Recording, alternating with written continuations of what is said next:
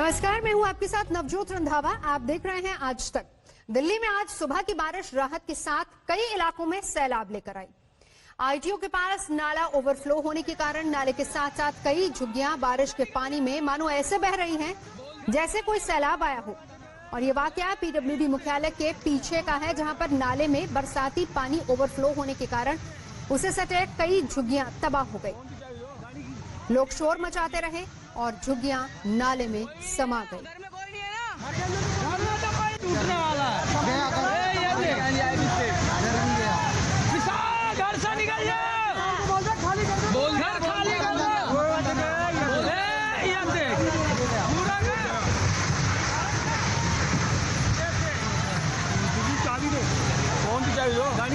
गाड़ी भाई के पास ही है। कोई भी नहीं है ना, घर में कोई नहीं है ना, घर में तो कोई टूटने वाला है। घर से निकल जाओ, बोल घर खाली कर दो।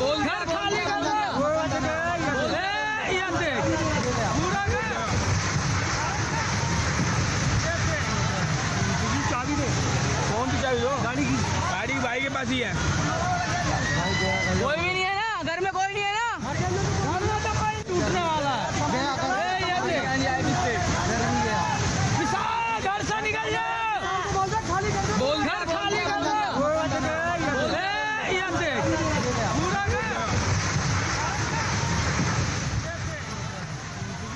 रात भर देश की राजधानी दिल्ली में हुई बारिश के बाद राजधानी दिल्ली और देश भर के लोगों ने जल प्रलय की तस्वीरें राजधानी दिल्ली में दिखी।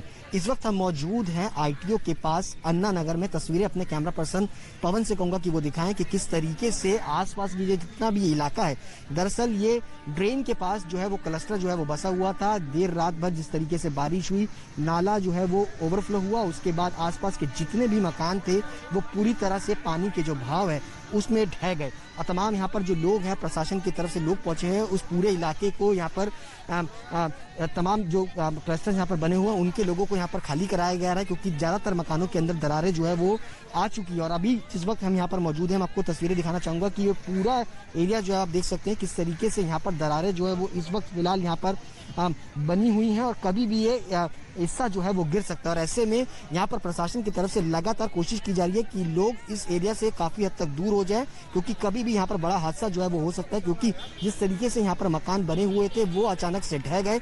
हालांकि गनीमत ये थी कि कोई भी इस हादसे के अंदर कोई भी घटना जो है वो सामने नहीं आई, किसी व्यक्ति की कैजुअलिटी की बात जो है वो सामने नहीं आई, लेकिन लोगों की जो जिंदगी यहाँ पर बसी हुई थी वो पूरी तरह से उजड़ गई है। कैमरामैन पवन के साथ सुशांत मेहरा, दिल्ली आज तक।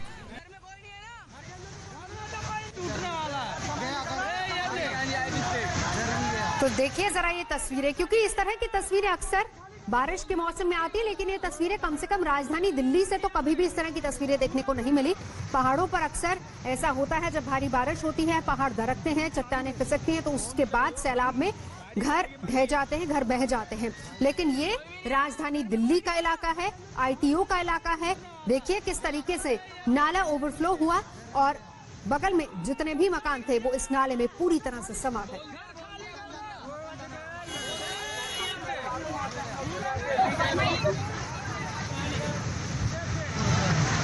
चाबी दे। कौन सी चाबी दो? गाड़ी भाई के पास ही है। कोई भी नहीं है ना, घर में कोई नहीं है ना, घर में तो कोई टूटने वाला है। घर से निकल जाओ, बोल घर खाली कर दो। तो ये तस्वीरें आपको दिखा रहे हैं दिल्ली की।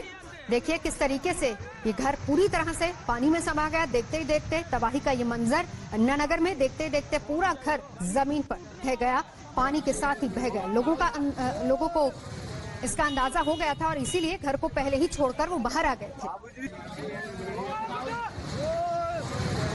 ये तस्वीरें देखिए, दिल्ली की तस्वीरें, जहां पर अंदाजा लोगों को पहले से हो गया था कि हादसा हो सकता है। घर को पहले से लोगों ने खाली कर दिया था, लेकिन पूरा का पूरा घर किस तरीके से जमींदोज हो गया वो आप इन तस्वीरों में देखिए।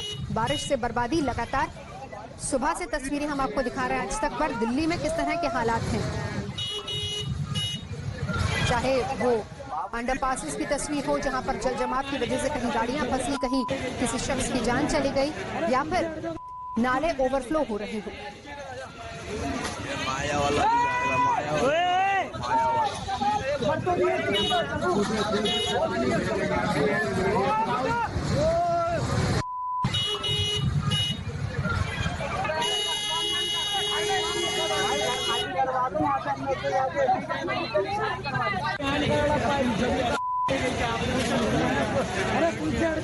स्कूल गिर जाएगा, माया वाला भी जाएगा, माया वाला, माया वाला।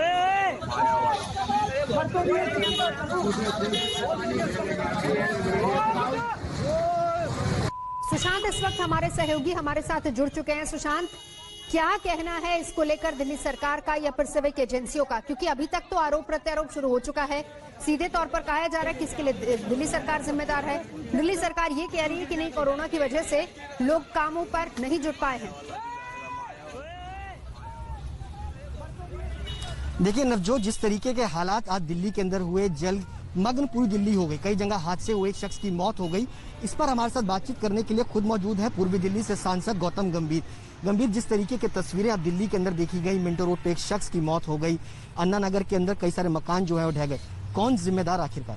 ये सिर्फ इस साल का पिक्चर्स नहीं है, पिछले 6 साल से ऐसे ही हो रहा है। और सिर्फ 6 साल से दिल्ली सरकार एक ही चीज़ कही जा रही है, कोई भी चीज़ उनसे क्वेश्चन करो कि जी एमसीडी की गलती है, एमसीडी की रिस्पॉन्सिबिलिटी है, कोई बड़े इशू पे उनको क्वेश्चन करो तो जी भारत सरकार की जिम्मेदारी, तो उनकी क्या जिम्मेदारी है? मुख्यमंत्री की सिर्फ एक ही जिम्मेदारी है, एड शूट्स करना और टेलीविजन पे प्रेस कॉन्फ्रेंसेस करना, इसके अलावा कोई और जिम्मेदारी नहीं है। कोविड की बात करो तो जी भारत सरकार हमारे को कोई सपोर्ट नहीं दे रही। यहाँ पर अगर आप वाटर लॉगिंग की बात करो, पिछले 6 साल से क्या काम किया उन्होंने इंफ्रास्ट्रक्चर पे, कितना पैसा खर्च किया उन्होंने इंफ्रास्ट्रक्चर पे, ये भी तो सवाल पूछिए ना सीएम साहब से। कोविड में भारत सरकार से कोई सपोर्ट नहीं मिल रहा, हमारे पास पैसा नहीं है। 14 जून से पहले कोई काम नहीं हुआ, 14 जून के बाद जब HM ने इंटरवीन किया उसके बाद सारी चीज़ें बेहतर होनी शुरू हो गई। फिर उसके बाद कहते हैं कि जी हमारे को तो क्रेडिट की ज़रूरत नहीं, क्रेडिट आप सब ले लीजिए। सोशल मीडिया पे कैंपेन चलाते हैं कि आम आदमी पार्टी का मॉडल पूरे देश में उसकी वाहवाह हो रही है कि किस तरीके से कोविड को कंट्रोल किया दिल्ली में। 14 जून से पहले भी कंट्रोल कर लेते। ये जो हालत वाटर लॉगिंग की है 6 साल में, एक बार ये सीएम साहब से पूछेंगे कितना पैसा एड पे खर्च हुआ है और कितना दिल्ली के इंफ्रास्ट्रक्चर पे खर्च हुआ है, ये भी जवाब दीजिए। बड़े बड़े इंटरव्यू करते हो, उसमें सवाल आप ऐसे सवाल ना उनसे पूछे जाते हैं ना वो उसका जवाब देते हैं। इसके अलावा जिम्मेदारी एमसीडी की बनती है, बीजेपी की सत्ता है, एमसीडी के अंदर नालों की सफाई हो, सड़कों की सफाई हो, क्या आपको लगता नहीं कि एमसीडी की बनती है? भाई साहब, PWD भी है, CPWD भी है, ठीक है, दिल्ली जल बोर्ड भी है, इसमें तो आम आदमी पार्टी की सरकार है ना, सारी चीज़। अच्छा, दिल्ली में कुछ भी खराब हो, वाटर लॉगिंग का इशू हो तो एमसीडी की बनती है, कोविड की लड़ाई हो तो भारत सरकार की बनती है। तो दिल्ली सरकार की क्या रिस्पॉन्सिबिलिटी है? दिल्ली सरकार की भी तो कुछ रिस्पॉन्सिबिलिटी है दिल्ली की तरफ, या सिर्फ भाषण देना या फिर टीवी में ऐड देना या फिर प्रेस कॉन्फ्रेंसेस करना? दिल्ली की जो स्थिति है ये, इसमें दिल्ली सरकार कोई रिस्पॉन्सिबिलिटी नहीं लेना चाहती, ना कुछ करना चाहती है। दिल्ली जल बोर्ड क्या कर रही है, PWD क्या कर रही है, वो भी भारतीय जनता पार्टी के अंडर है। इसके अलावा आज मुख्यमंत्री ने भी ट्वीट करा कि आरोप प्रत्यारोप की राजनीति से हटकर मिलकर के काम करना चाहिए। इसको लेकर सुशांत, मिलकर के काम करना चाहिए, बिल्कुल मिलकर के काम करना चाहिए, लेकिन काम करना तो चाहिए। काम मिलकर, हम तो काम करने के लिए बिल्कुल राजी हैं, लेकिन आप तो काम करिए। आप पिछले 6 महीने में या 5 महीने में जी सुशांत, शुक्रिया फिलहाल आपका इस पूरी बातचीत के लिए। क्रिकेटर से सांसद बने हैं और पूरी तरह से सियासतदान भी बन गए हैं, क्योंकि आपने देखा किस तरीके से पता है कहां पर किस तरह की सियासत करनी है। चंद घंटों की बारिश में राजधानी दिल्ली बेपर्दा हो गई, सिस्टम पानी पानी हो गया, अंडरपास, सड़कें, गलियां, सब कुछ लबालब हो गई। नाले इस कदर उफान पर हैं मानो सब कुछ बहाने पर आमिला है। देखते देखते 10 से ज्यादा झुग्गियां बह गई, एक घर जमींदोज हो गया। हर साल बारिश में डूबने वाला मिंटो रोड ब्रिज अब कातिल भी बन गया है। आज एक ऑटो ड्राइवर की इस अंडरपास में डूबने से मौत हो गई। देश की संसद से कुछ ही किलोमीटर की दूरी पर यह मौत व्यवस्था पर भी एक बड़ा तमाचा है। आखिर क्यों ऐसा होता है? क्यों हर बारिश में दिल्ली डूबने लगती है, सड़कों पर पानी का कब्जा हो जाता है? हैरानी है कि 2020 में भी राजधानी में एक अदद ड्रेनेज सिस्टम भी नहीं बन पाया है। दिल्ली नीति नियंत्रण मुंह दिखाने के लायक नहीं है। ये कैसी विडंबना है कि देश की राजधानी में बारिश के पानी में डूबकर किसी की मौत हो जाती है। दिल्ली का दिल कनॉट प्लेस, जहां से चंद कदम की दूरी पर एक ऑटो ड्राइवर की अंडरपास में डूबने से मौत हो गई। ये वही मिंटो रोड अंडरपास है जहां पर हर साल पानी भरता है, लेकिन सरकार को कभी भी शर्म नहीं आती। मिंटो रोड में जिस तरीके से पिछले 1-2 घंटे से यहाँ पर पानी भरा हुआ है, आप देख रहे हैं कि बस यहाँ पर डूबी हुई है। इसके साथ साथ जो टाटा मैजिक गाड़ी है, ये आपको सामने दिखाई पड़ रही गाड़ी, इस गाड़ी के इस ड्राइवर को भी इस पानी से निकाला गया है। इसकी डेड बॉडी यहाँ पर आपको दिखा रहे हैं कि किस तरीके से जो लोकल लोग हैं उन लोगों ने रेस्क्यू किया है। ये डेड बॉडी जो है यहाँ पर है, इनको इसी पानी में तैरते हुए लोगों ने देखा। जब फ्लाईओवर जो रेलवे का है वहां से देखने के बाद लोगों ने यहां पर अंदर जा करके रेस्क्यू किया है। स्थिति साफ है कि यहां इतना ज्यादा पानी भरा हुआ है, प्रशासन की तरफ से कोई भी व्यक्ति यहां पर अभी नहीं पहुंचा हुआ है, ना तो एनडीएमसी का कोई अधिकारी पहुंचा हुआ है। पिछले 2-3 घंटे से इस तरीके से यहां पर पानी भरा हुआ है। बारिश के चलते जहां तक बस भी डूबी हुई है, इसके अलावा 2 ऑटो के साथ साथ एक टाटा मैजिक भी डूबा हुआ है। ये बताइए कि आप लोगों ने ये डेड बॉडी यहाँ पर रेस्क्यू किया है, पुलिस प्रशासन अभी यहाँ पर पहुंचा कि नहीं पहुंचा, आप लोगों ने किसी तरीके से जानकारी दी? हम सर यहाँ ऊपर ड्यूटी कर रहे थे तो हमको नीचे देखा कि डेड बॉडी पानी के अंदर तैर रही थी, दिखाई दी तो हमने तुरंत नीचे आए और कपड़े उतार के डेड बॉडी को पानी से तैर के बाहर निकाले। जब इनको यहाँ पर ये डेड बॉडी दिखाई पड़ी है, उसके बाद से इन लोगों ने इस डेड बॉडी का रेस्क्यू किया है और उसके बाद जब यहाँ देखा इन लोगों ने तो इनके शरीर में इस तरीके से कोई जान नहीं है। स्थिति साफ है कि पिछले कुछ घंटे से जिस तरीके से यहाँ पर बारिश हो रही है और इस बारिश की वजह से कई गाड़ियां यहाँ पर फंस गई हैं। तो दिल्ली में डूबकर मौत को लेकर अब सियासत भी गर्मा गई है। दिल्ली सरकार घेरे में है। दिल्ली के मुख्यमंत्री अरविंद केजरीवाल तो यहां तक कहने लगे हैं कि सारे महकमे कोरोना से निपटने में लगे हैं और इसीलिए दिक्कतें आई हैं। सड़क पीडब्ल्यूडी की है, नाला पीडब्ल्यूडी का है, जल बोर्ड की जिम्मेदारी है यहाँ पे नाले की सफाई करना, लेकिन पीडब्ल्यूडी और दिल्ली जल बोर्ड सो रहा है। राघव चड्डा जी कहाँ जो इतना जोर जोर से बोलते हैं? आज स्वास्थ्य मंत्री जो इसके जल बोर्ड के चेयरमैन है वो कहाँ है? दिल्ली के मुख्यमंत्री का है। दिल्ली पे साहब दोहरी मार पड़ रही है। एक तो बीमारी की मार है, जो जिस तरह से बीमारी पूरे संक्रमण फैल रहा है, दूसरा सरकारों की मार है, सरकारों की नाकामियां हैं। जिस तरह के हालात आप देखें, सबको पता है मानसून में बारिश होती है और वाटर लॉगिंग होती है, बड़े बड़े दावे किए जाते थे, लेकिन हालात एक शख्स की मौत हो जाती है, कौन जिम्मेवार? क्या केजरीवाल साहब उस व्यक्ति को मुआवजा देंगे, उस गरीब आदमी को जिसने अपने प्राण दे दिए? आप हाल देख सकते हैं, बसें फंसी हुई हैं, ऑटोज हैं, ट्रक हैं, ये किसके लिए जिम्मेवारी किसकी? इन सरकारों की। लेकिन यहाँ पर कई एजेंसीज हैं, जैसे एमसीडी है, पीडब्ल्यूडी है, एनडीएमसी है और जल बोर्ड है। तो अलग अलग जगह जल भराव की समस्या से या नाले की सफाई की समस्या को देखने की अलग अलग एजेंसी, अलग अलग लोगों की जिम्मेदारी है। वो भी एक कारण है, वो भी एक समस्या है कि भाई किस चीज के लिए कौन जिम्मेदार है, ये तय करना बड़ा मुश्किल हो जाता है। और सिर्फ मिंटो रोड अंडरपास ही नहीं, बाकी अंडरपास का हाल भी बिल्कुल एक जैसा ही था, क्योंकि सभी जगह बारिश की वजह से पानी भर गया। जिसने पास करने की हिमाकत की वो वहीं पर फंस गया। मिंटो ब्रिज हो, जखीरा अंडरपास हो, वजीरपुर का इलाका हो, देखिए किस तरीके से बड़ी बड़ी गाड़ियां पूरी तरह से डूबी हुई हैं। चंद घंटे की बारिश और उसके बाद पानी पानी राजधानी। अभी तो मौसम विभाग ने अगले 24 घंटे में और भारी बारिश का ऐलान किया है, तो ऐसे में क्या हाल होगा दिल्ली का अंदाजा लगाइए। दिल्ली के बाद अब बिहार की बात कर लेते हैं, क्योंकि हाल वहां पर भी बेहाल है। एक तो कोरोना बेकाबू होता जा रहा है और वहीं कुदरत की मार से आधा बिहार बाढ़ की चपेट में है।